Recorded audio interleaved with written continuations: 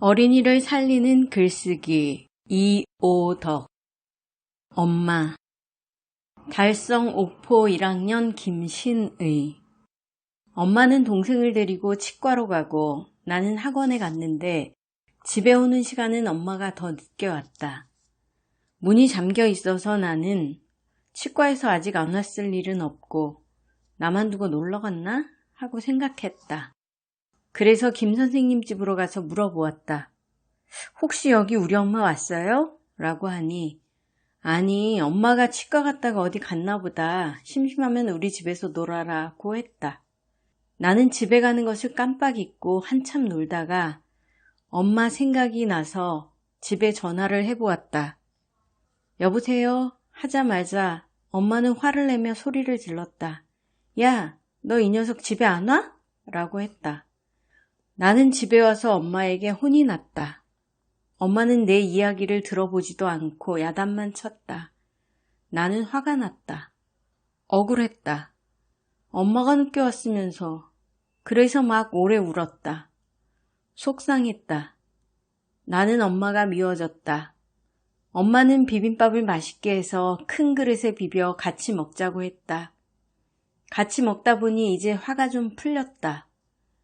또 조금 있으니까 고구마와 사과를 주어서 나는 대단한 엄마에다가 최고야 라고 했다. 금방 밉다고 했다가 최고야 하니 좀 웃음이 났다. 지금 내 기분이 이상하다. 글 이야기. 겪은 일을 잘 알 수 있도록 쓴 글. 이 엄마라는 글은 본래 이런 제목이 적혀 있었던 것이 아닙니다. 제목은 없이 어느 날 일기로 쓴 듯한 글에다가 내가 이런 제목을 붙여보았습니다. 일기를 쓰는데 꼭 이렇게 제목을 정해놓고 써야 하는 것은 아닙니다. 제목 없이 쓸 수도 있고 날마다 한 가지씩 제목을 정해서 쓸 수도 있습니다.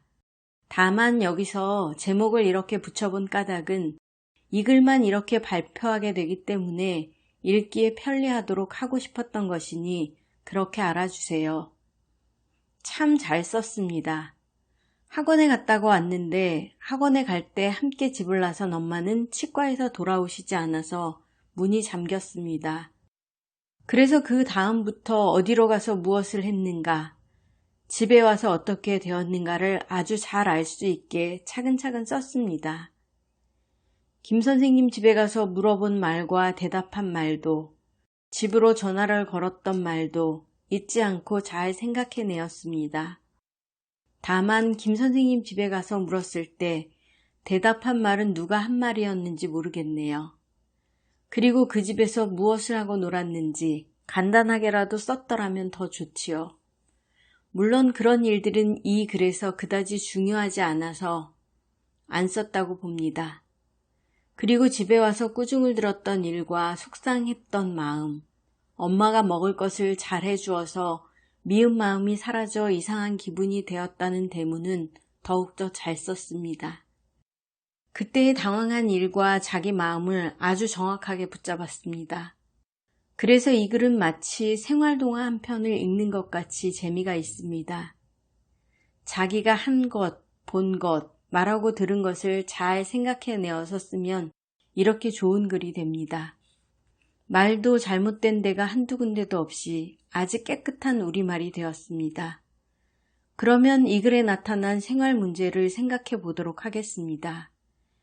이 어린이가 이웃집에 가서 놀다가 늦게 온 것을 엄마는 꾸중했습니다.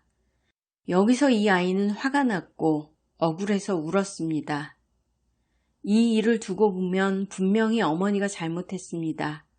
왜 그런가 하면 엄마는 열쇠를 가지고 있었으니까 먼저 집으로 와야 했는데 더 늦게 왔고 또 내 이야기를 들어보지도 않고 야단만 쳤으니까요.